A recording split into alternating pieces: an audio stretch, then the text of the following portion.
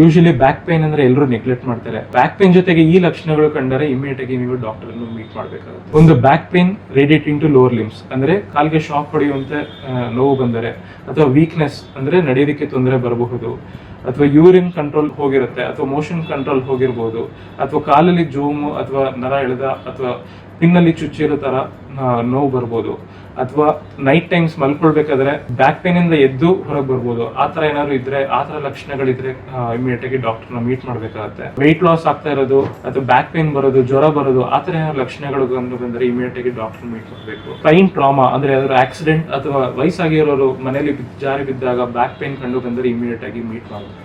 ಈ ಯಾವುದೇ ಲಕ್ಷಣಗಳು ಕಂಡು ಬಂದರೆ ಇಮಿಡಿಯೇಟ್ ಆಗಿ ನೀವು ಡಾಕ್ಟರ್ನ ಮೀಟ್ ಮಾಡಿದ್ರೆ ನಿಮ್ಮ ನರಗಳು ಸೇವ್ ಮಾಡಬಹುದು. ನಾನು doctor Abhishek Ugati, consultant neurosurgeon, DRM hospital, Mysuru. ಈ ವಿಡಿಯೋವನ್ನು ನಿಮ್ಮ ಸ್ನೇಹಿತರೊಂದಿಗೆ ಹಾಗೂ ಕುಟುಂಬದವರೊಂದಿಗೆ ಶೇರ್ ಮಾಡಿ.